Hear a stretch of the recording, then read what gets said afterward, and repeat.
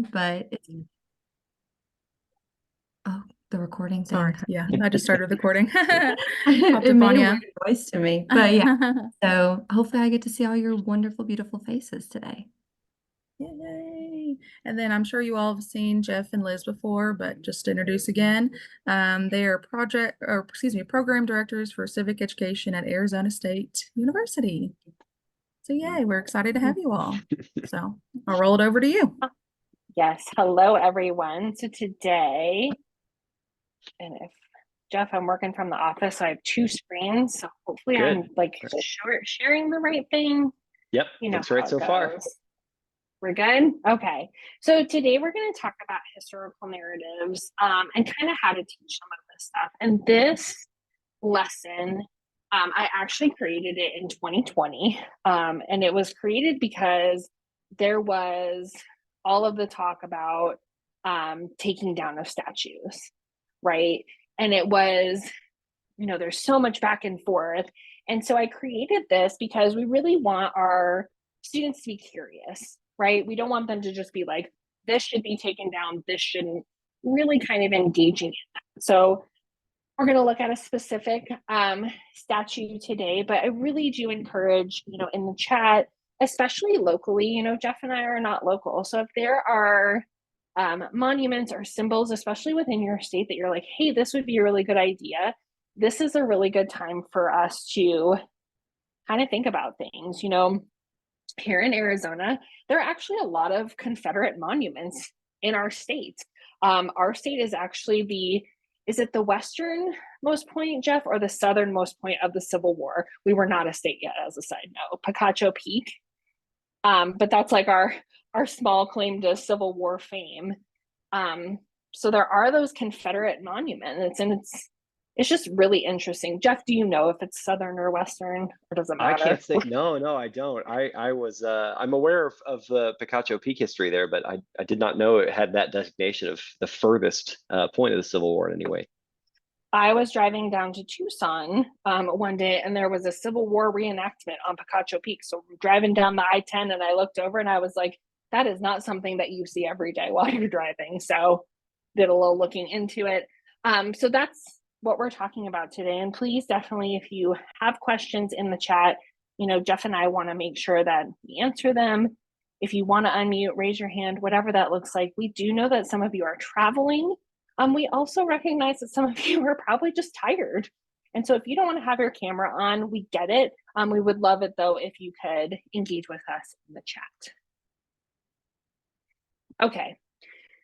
So I created a driving question. This really comes from the EAD roadmap. And Jeff, was that the last time or the time before that we did EAD with this group of teachers? I think it was 2 sessions ago. I think we did elementary.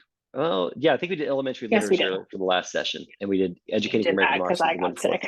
Yes. Yeah. So this is actually the question from the EAD roadmap, and what it does is having a driving question for students really allows them to focus, because sometimes what happens is, as soon as you get into this, their opinions start, or they'll say, I heard this, or I heard this. Really, we want them to focus on a question. So our question here is, how did the US government form, and how have civic participants changed its shape over time? So that is really what we're going to kind of stick with today. So the first question I want to ask, and again, if you want to unmute, that's great. If you want to throw things in the chat, who writes history? So we're not answering all of these at once, but who writes history? If you were to ask students this, who is the person writing it?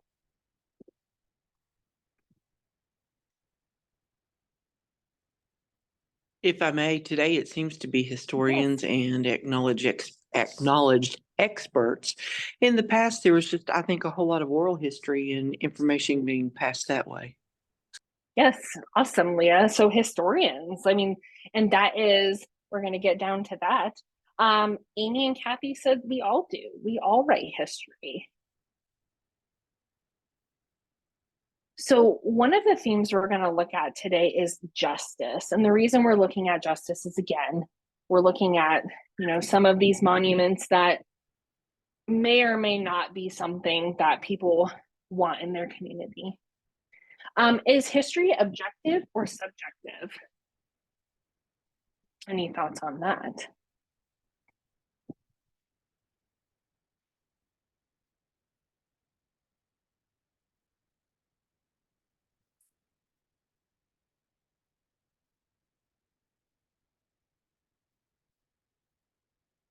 I'm doing like the teacher wait time counting in my head. That's why I'm dancing.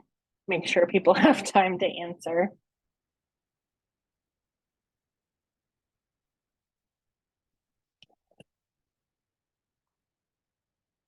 Is there anybody that wants to come off mute and answer that?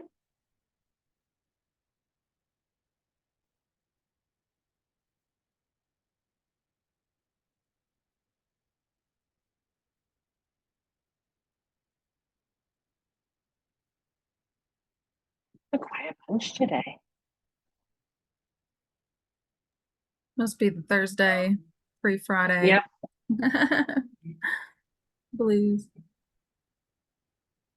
So this is a good question to ask students because some history is objective, right? Things happen on dates, things, there's places, there's stuff like that. But the subjectivity really comes in with what lens are we looking? How does that shape the way we learn history? And the reason why we ask this question is, I don't know about anybody here, but growing up, my history career was very much things have to be right or wrong, right? It is, here is the question, here's the answer, moving on. And the older that I've gotten, the more it's pretty subjective. And it's okay to ask, and I think we've covered this in previous sessions with this group, is the ask I wonder questions. Like, I wonder why, and not have a specific answer. Because, it was said, Leah said it before, like, historians don't just have answers. Some of them do. But historians really read, they question, and they wonder. So other questions you could ask your students: how do we judge history? Do we judge it through the winner's lens? Do we judge it through the loser's lens? Do we judge it based on place, right? Because we live in Arizona, so how we learn about it baffles me, by the way. And I did not learn this until my 30s. I'm in my 40s currently, that not every state celebrates President's Day because some states do not. And so that is kind of that judging history, right? Like, some states just don't want to do it. And then the last question here is, should we judge or seek to understand? And really, we want to push all of us toward the seeking to understand. Yes, Rachel, I did not know that. And what's an interesting thing is, so Jeff and I were both public school teachers here in Arizona. In our public schools, we had President's Day off. As ASU staff members, we do not. Because Arizona State University did not recognize President's Day as a day off. Which, again, I just think it's interesting now. So as historians, we're going to read, we're going to question, and we're going to wonder. So we're going to kind of go through a sample today of how this could look in your classroom. So, big question here. What historical value is placed on statues or monuments? So even just kind of thinking, and if you want to share it in the chat, I would love that. But if you just kind of want to be thinking about it, in 2020, as a lot of different things are happening, we're seeing removal of statues. We're seeing removal of, in Arizona, Confederate artifacts. A lot of them here were actually spray painted over. So what historical value is placed on statues or monuments? And we can even think about, if you've been to Washington, D.C. and you've been down the mall, hello, there's all the monuments and statues. What kind of value is placed on those?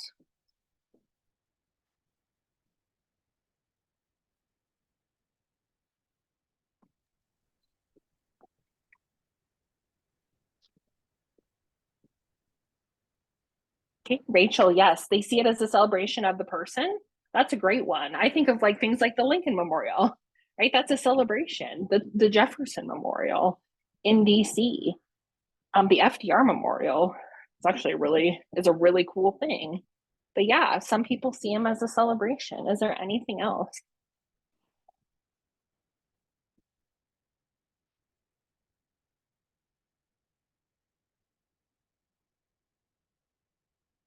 As you think of things, definitely throw them in the chat, please. So, Jeff, if you can throw the Padlet in the chat, please. So we've used Padlet before. I have one specifically for this. And I do have the Padlet set up so that if you like it, you can literally copy it, have it as your own. What we're going to look at today is the Emancipation Statue. This is a statue that is in Washington, D.C. And we've kind of done this before with this group. So you can either do it on the Padlet, unmute yourself. Again, we would love to have you participate in chat. So on the Padlets, I have 3 questions. We're on this one. So what do you notice and what questions do you have? And I'll actually put this one up again because I think this picture is a little bit bigger. So what do you notice and what questions do you have?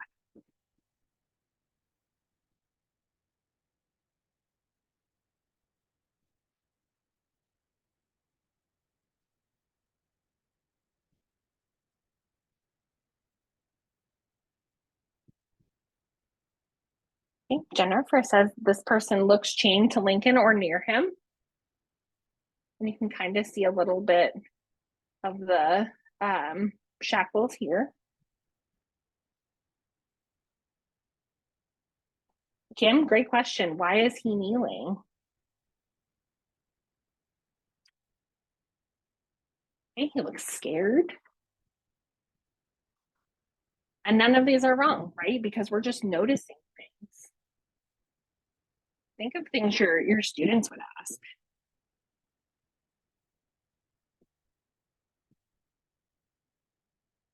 I think my kids, one of the first questions would be, who is that? Leah, is he a subservient or gratitude? That is a great question. And I do want to kind of build off that. Is the person kneeling, or are they going down, or are they rising? Right? Because you can be seen as either one. So that really goes with your question, Leah. I love that. What is in his hand? So I don't know if this one or Lincoln. What's in Lincoln's hands? Where are his clothes? That is a great question. Maybe he's grateful. He is lower. Yes, Brittany, that height difference. Amy, it almost looks like Lincoln is giving a blessing. The way his hand is outstretched, good. Or pat on the back. Lincoln almost looks like he's freeing him from something. Jennifer, great question. What is this goal? And I think, kids might say, like, who is on this? Why does that matter? Okay, maybe saying he is free or granting him freedom. So the reason that I chose this, and please continue to add to the chat, the reason that I chose this is that this actually became one of those statues in DC where the neighborhood, it's in Emancipation Park, right out, or in DC, right outside of kind of that main area. But people were like, we need to take it down. And it actually became a huge community conversation. And you could do this with any memorial, anything like this. The reason I like starting with this is because it invites kids into the conversation, right? You can't be wrong. You're asking questions about something. Like, in some of these, I don't know, but we don't have to answer them right now. So the second thing I'm going to do is I'm going to play a little part of a podcast. It's NPR, and it's talking about this statue in particular. So I put this second picture up. This is actually a picture I took when I was there, because it gives you a little bit of a different angle. So what I'd like you to do, and again, on the Padlet, there is room to right underneath it. What we are doing is we're kind of building up our knowledge of this statue. So I'm going to play a quick little piece for you to listen to. and then we're going to add on to our discussion. So as you're listening to this, if you want to add in the chat more questions that you have, or kind of, we can start with the historical value placed on this statue. The Emancipation Memorial in Washington, D.C. depicts Abraham Lincoln standing over a freed slave on one knee with chains broken. Formerly enslaved people raised the money for the statue, but had no say in its design. People who want it torn down say the memorial fails to take into account the work African Americans did to push for their freedom. Two historians and members of the Abraham Lincoln Institute took up the debate. I argued that the statue should be kept in place. I think the statue is visually irredeemable. That's Scott Sandage from Carnegie Mellon University calling for it to come down, and John White from Christopher Newport University saying it should stay. As historians, they wondered what abolitionist and former slave Frederick Douglass thought about the statue. So Sandage dug into newspaper archives where he found a long-lost letter by Douglass about it. It was printed in 1876, just days after the statue went up. He sent it immediately to White. On the one hand, he calls it admirable. He says the sculptor Thomas Ball beautifully expresses the act of emancipation. On the other hand, Douglass shows very obvious misgivings about how the enslaved man was depicted. He said, the Negro here, though rising, is still on his knees and nude. What I want to see before I die is a monument representing the Negro, not couchant on his knees like a four-footed animal, but erect on his feet like a man, unquote. And then he concluded the letter, there is room in Lincoln Park for another monument, and I throw out this suggestion at the end that it may be taken up and acted upon. With Douglass's words in mind, Professor Sandage says he can see a way to preserve it, recast it, so to speak, with better pictures around it. If it were possible to save the gift that thousands of African American Civil War soldiers and other new citizens of color gave their money, their first wages in freedom, if it were possible to save that gift, I think it's worth talking about creating a whole new memorial that absorbs, swallows, so to speak, the old one. Failing that, though, Professor Scott Sandage maintains the statue should come down.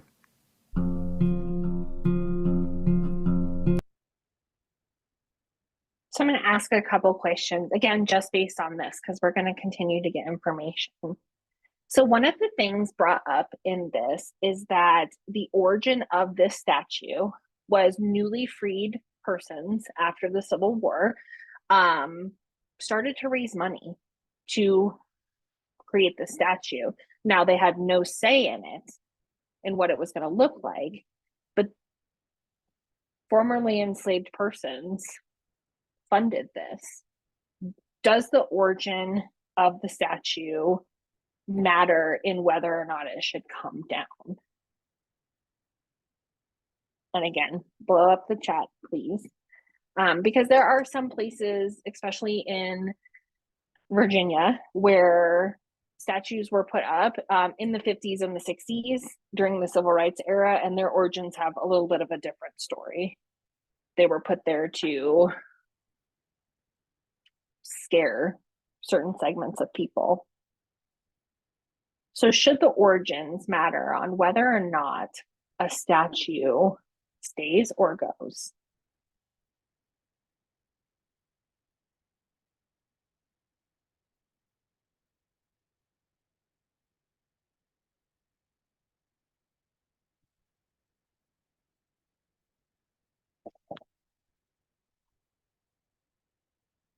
Okay, Rachel, I don't think so. Jennifer, yes, it matters.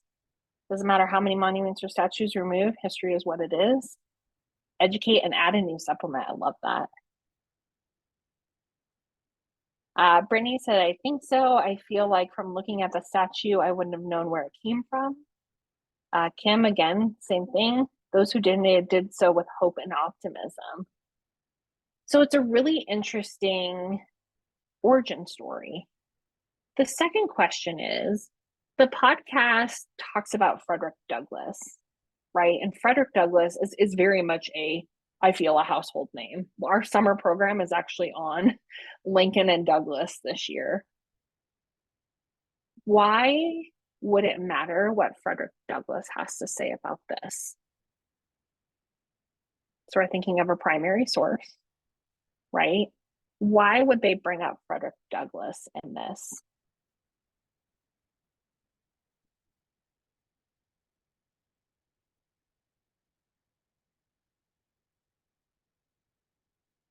And again, please feel free to unmute if you'd like, or throw it in the chat.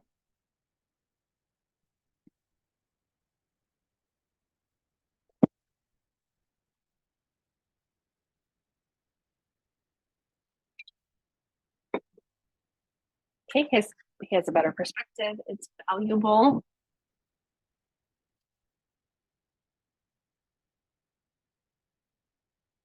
Yes, Kim, he was a prolific figure for African American people, was well respected within his community.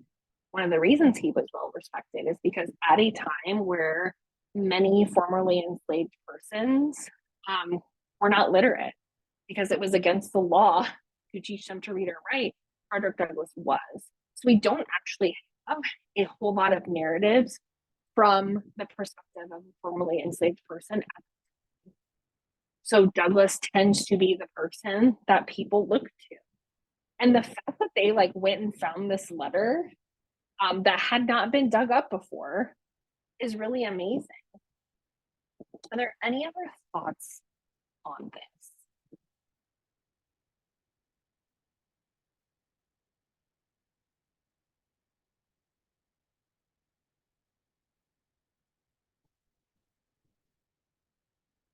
Okay, so we have one more. Oh, these are the questions that I was going to ask, but those are on there for you. And again, just asking students, because we're gathering more information. Does Frederick Douglass have more of a pull with this kind of, discussion than somebody else would?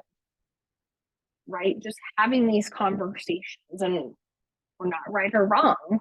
We're just talking about.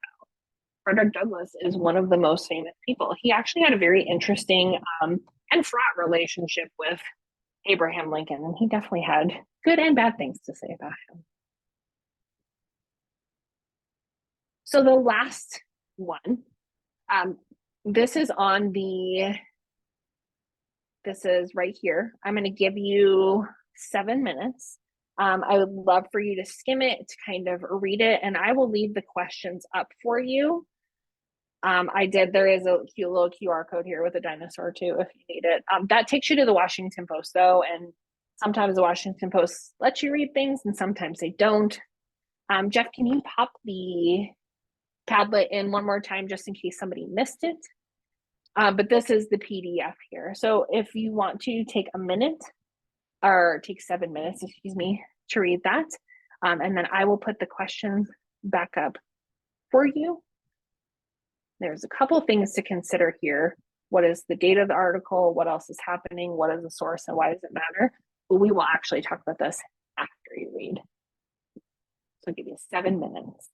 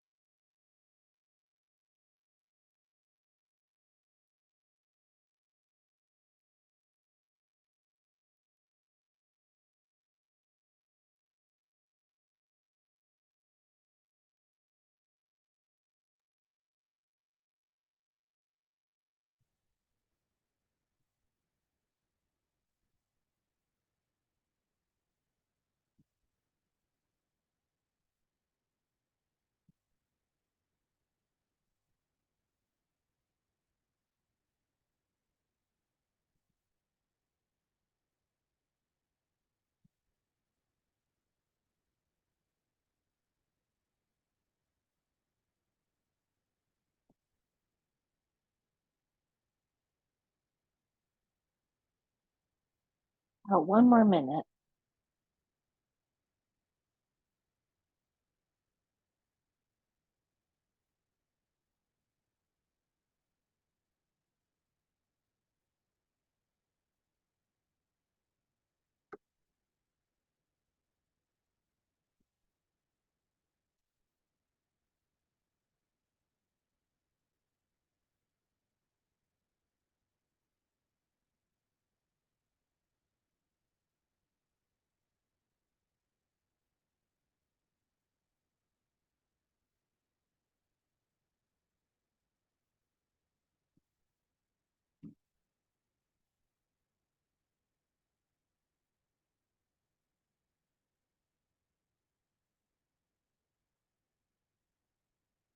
So I did pop a question into the chat for you to think about, but I kind of want to go back to the before we read question. So can somebody tell me, as we're looking at this article, what is the date of the article?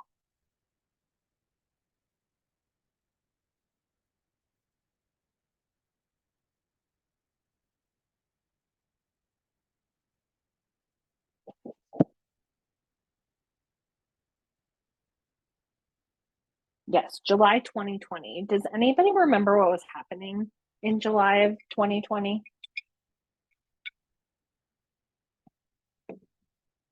Specifically around, you know, statues. Yes, we had the pandemic.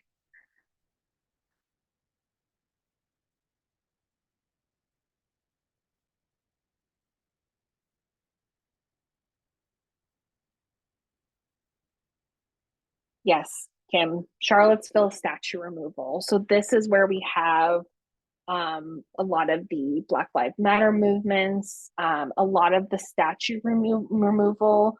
Again, depending on your grade level, I think with my 8th graders, I think the thing I would focus on is people are wanting to remove statues. And this became a national conversation. So the date of the article is important because what was going on already. And then what is the source? And why does it matter? And this is just us being some historians here. What is the source of this article and why does that matter?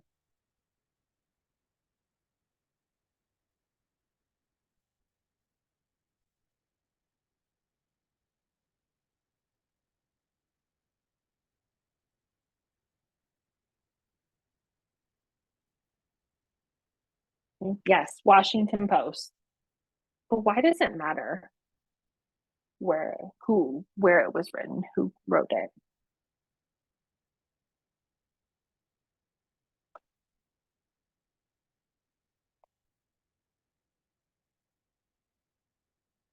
Okay, Brittany, great. Is it reliable? And this is just questions we're asking, right? We are not here to judge the reliability of the Washington Post because that's above my pay grade. But it's a widely read newspaper, right? If you say Washington Post, most people know it. I mean, it's a good conversation to have with students. And I think, you know, part of this, as I was making this, part of the reason I made it is because there was so much going on social media, right? All of these things being shared, this catastrophizing, you know, both ways, and kind of talking about this. Kim, also a great question. Is it fair and balanced? Right? Is it a reputable source? So I did ask a question in the chat and I would love to kind of hear what you thought. What were some interesting facts you found from this reading that you did not know before?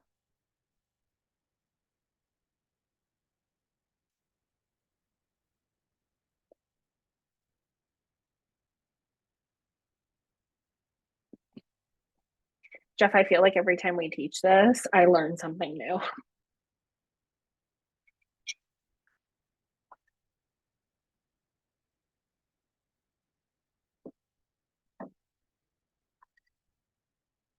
Are some interesting facts you read.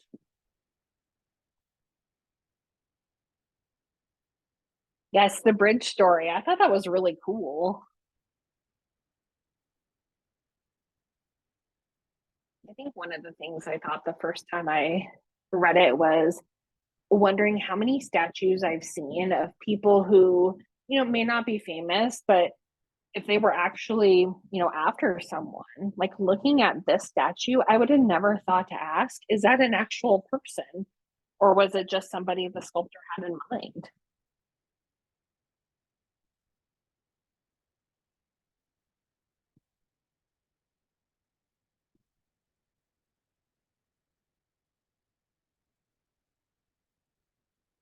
Is there anything else you found interesting about this?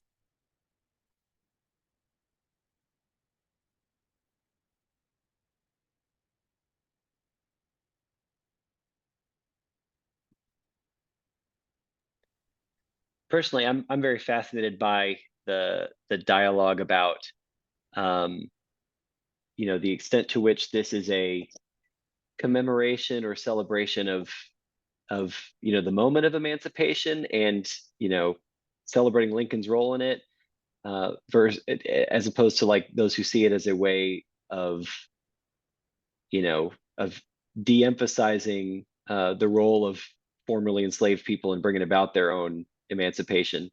And when you see Archer Alexander's story and then you hear that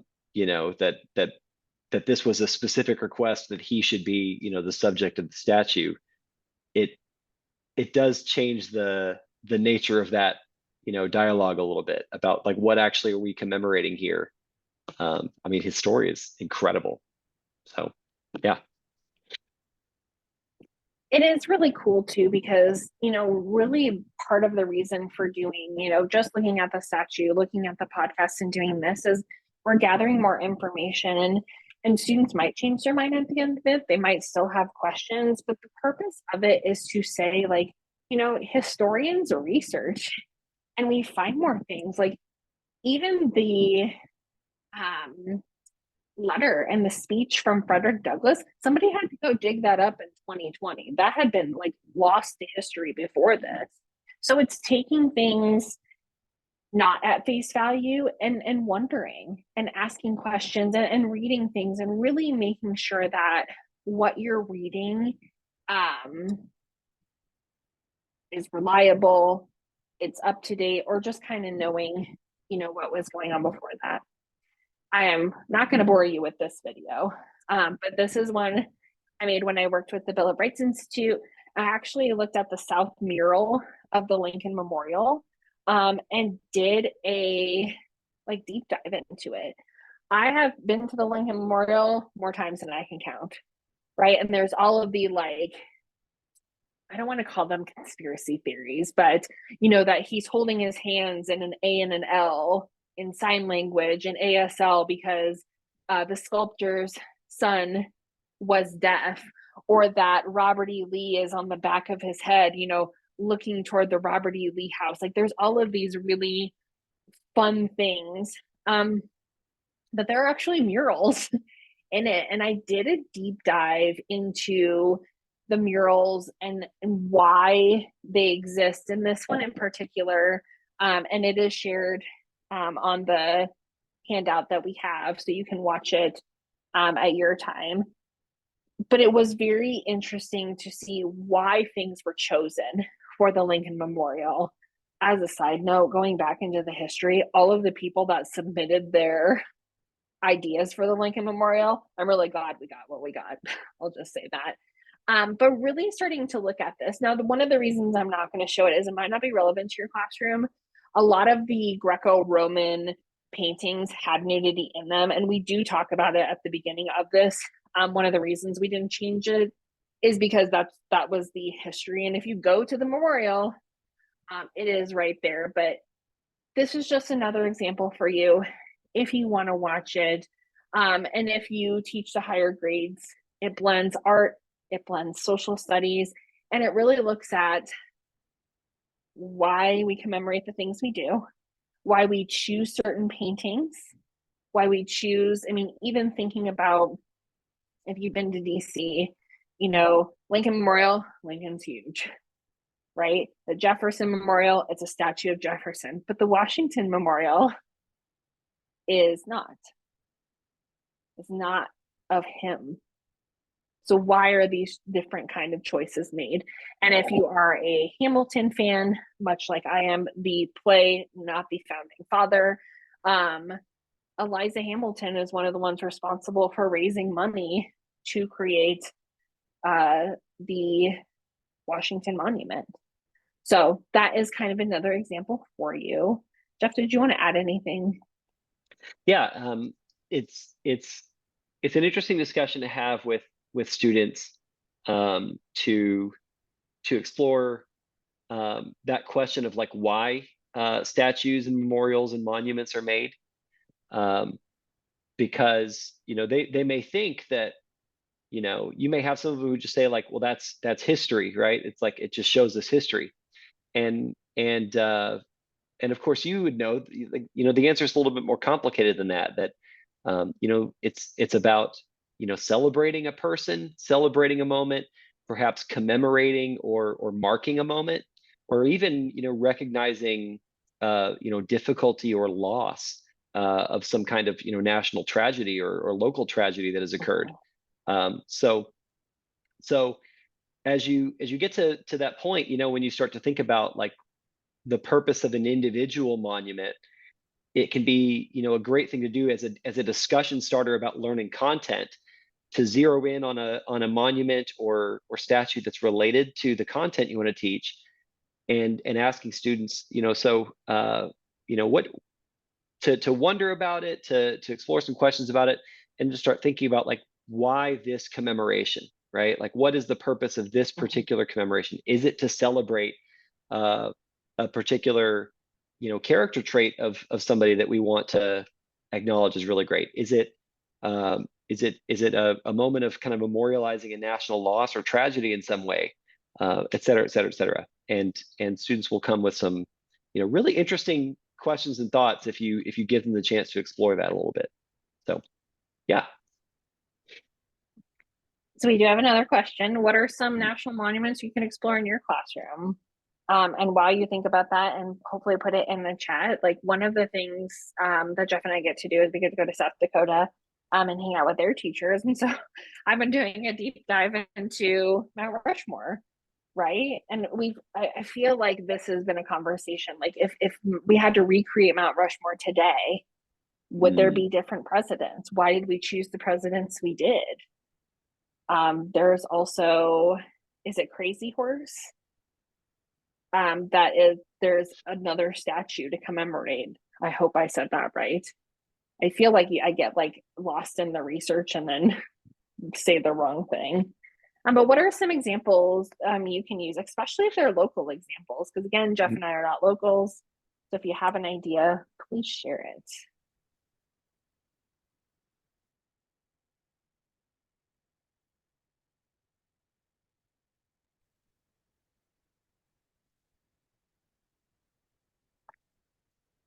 I know that I think the Vietnam Veterans Memorial and the Korean War Veterans Memorials are particularly striking, and really do a really great job of giving you the chance to explore the why with your students behind the artistic decisions that were made with those, and to really get them to think about like what they represent and what those particular memorials are communicating.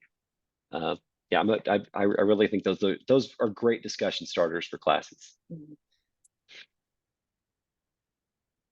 Well, and even the size of them too. Like I think about the World War II memorial and how big that is, and the World War I.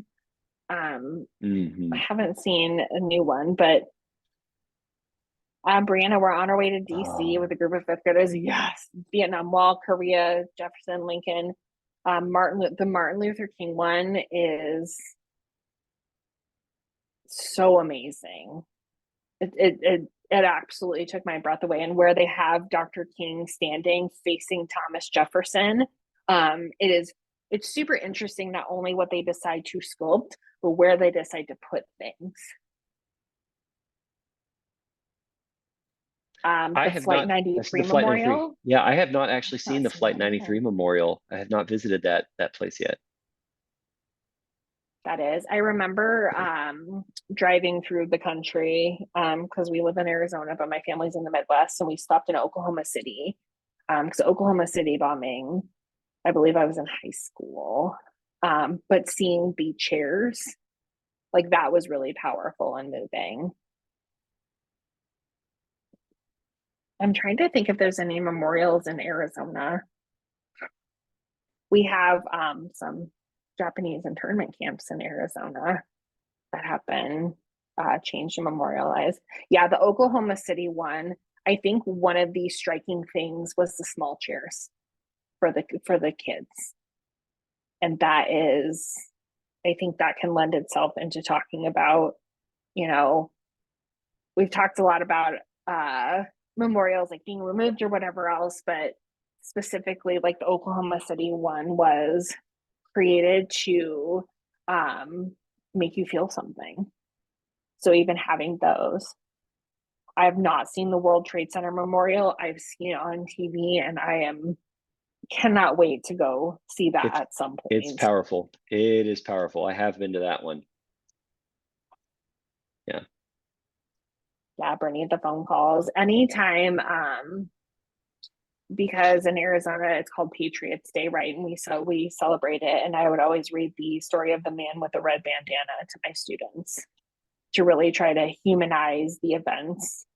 And the phone calls. Oh my goodness. Oof.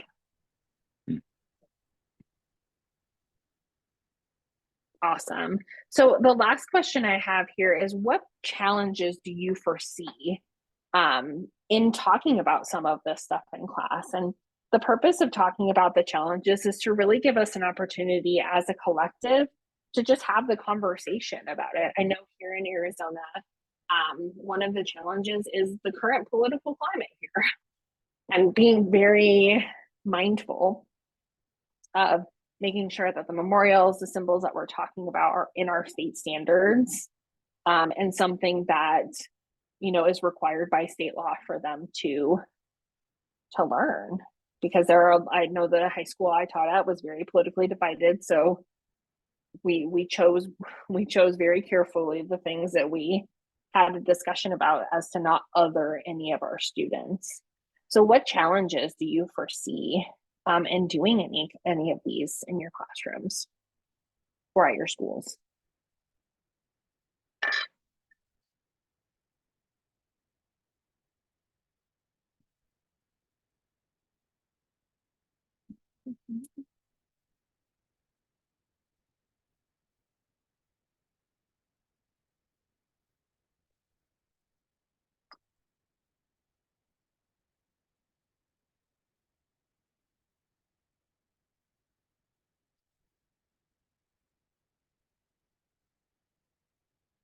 The Holocaust Memorial. Yes. Those calls, oh my gosh. I feel like every time 9/11 comes up, right, and all of that stuff, I always think of the scene in Love Actually, where he's talking about like the airport being such a beautiful place because it's where people go to see their families.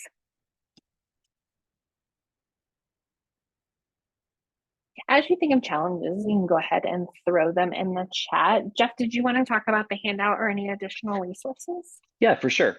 So let me go ahead and I'll put that in the chat so that everybody can have it. Oops, I think I sent it to the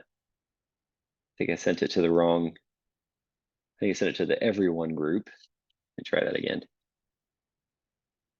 Okay, so this is a handout that just includes some of the links we went through today with that sample lesson about the Emancipation Statue, and it's got a few other additional resources that you can explore too to do some of these lessons. One of the great things when you want to use one of those memorials or statues or museum sites or something to explore with your students, a lot of them have their own website. They have their own kind of virtual tours that you can take with explaining notes about all kinds of things that your students might be curious about. So that can be a really great way to introduce your students and get them curious about some content, as to kind of go through one of those virtual tours with them, or invite them to explore it on their own for 10 minutes or something before you start going through discussion of content or textbook material or anything like that, and get them to explore, get them to ask some questions. So if you take a look on that handout at the bottom, there's just a few places. There's a couple lessons. The first one that's listed there, it says it's a docsteach.org lesson. I think that I might need sharing access. I'm just curious if I can share. It looks like I can. Oh, I can. Good. Okay. So that Docs Teach lesson, this one is really designed for kind of the middle grade or elementary level, kind of upper elementary. So what this one does is it gets the students to just get familiar with a few major national monuments with a little matching game. So you'll click the Statue of Liberty and then match it to the Statue of Liberty, and it creates some puzzle pieces there that will form the national seal with E Pluribus Unum on it. And then you click when you're done, and it goes through and just starts to get students familiar with the idea of like, why do we do monuments and memorials? What are they seeking to commemorate? Why do we commemorate some things and not everything, right? So it's a great resource for some of you guys who teach the elementary level. Let's see, let me find another one. So the next one I had listed on there, let's see. The National Park Service has this page right here. I'll show you. So they have a page, an about section of all of the places that are designated as national monuments or memorials. And so you can find any one of them from any location in the United States and click on it. And then it will give you an explainer of a lot of the symbolism, why it is where it is, what happened there, and how they have chosen to commemorate or memorialize that moment. So you can see that throughout, all kinds of places across the whole country, and find some. And then, by the way, one of the links that I've got in there is narrowed to Kentucky. So let me find that one real quick. I'm popping them in the chat too as you talk. Okay, as a excellent. side note, if you do not follow the National Park Service on social media, I highly suggest it. I do not know who their social media person is, but they are absolutely hilarious. It is classroom appropriate. I suggest, especially with your kids, because it's just cheeky and cute. Excellent. I second that. They're hilarious. All right. So here is a link that narrows it just to those that are located in Kentucky. If you would like to do a deep dive into a couple of your local monuments and get your students a chance to explore what they are commemorating, you can see each of these. We have Cumberland Gap Historical Park. We have the Fort Donaldson Battlefield, et cetera, et cetera. So all kinds of great stuff there for you to consider exploring with your students as you're doing Kentucky history as a way to spur their curiosity. And then, including Abraham Lincoln's birthplace. Including Abraham Lincoln's birthplace, yes. And then a couple of other little lessons too. One of the lessons in there is more for kind of secondary students, maybe middle school or lower high school, and that gets more into the idea of like the debating of monuments, memorials, and statues, which may or may not be appropriate for your level. Some of you are teaching grade levels where it's more appropriate to get into why we make memorials and what they are and talking about what they mean. And then in other capacities, maybe your students are ready to discuss, like, why do people sometimes discuss wanting to remove them? Is that, does this monument no longer communicate, a value that we share as a country, and it's time to reconsider it. So that can be an interesting discussion for some higher grade levels. So there you go. There's some additional resources that you can use. And I've also got links to, like I said before, the resources we had with the Emancipation Statue material and the Bill of Rights Institute video about the Lincoln Memorial mural. So there you go. So we do want to hold a little bit of space if anybody has questions. We have about 6 minutes. We don't have to take the whole 6 minutes if nobody has questions, but we're here if you have them.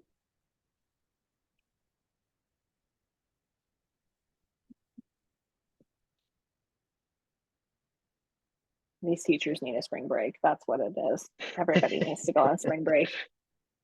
It's because it's so nice out now. Everybody's like, Yes. Teacher. Okay. Very thought provoking. That is the one thing I miss about teaching. Jeff and I do not get a spring break, everyone. It's one of the things that I kind of think about changing jobs, but you all deserve a spring break for sure. Yeah.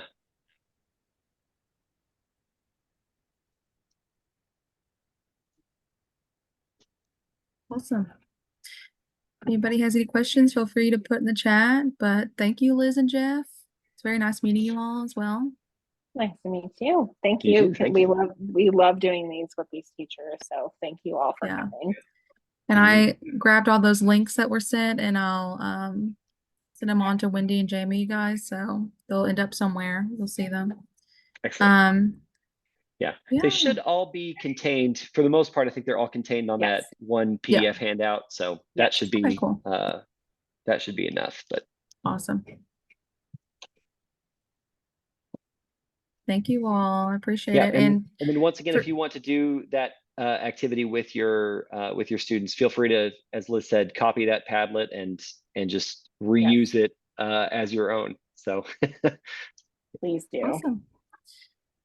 And last note, I know Ms. Hammonds, yeah, there you are. You do not have to have anything prior for tomorrow's, is it Miss Richards, Michelle Richards event? Yeah. It's open to you all. If you have anybody that wants to join, Dr. Evans said you all can join. It's for you in your classroom, so you don't have to have anything prior. And Elizabeth sent in the evaluation, so if there's no questions. You all have a great evening. Thank you all. Very much appreciate Thanks, it. everyone. thanks for joining us. Elizabeth will stay on just for a little bit. I'm going to stop recording. Okay. We'll stay on for a few seconds just to Yeah, see if anybody just in has case. questions. Yep. Just in case.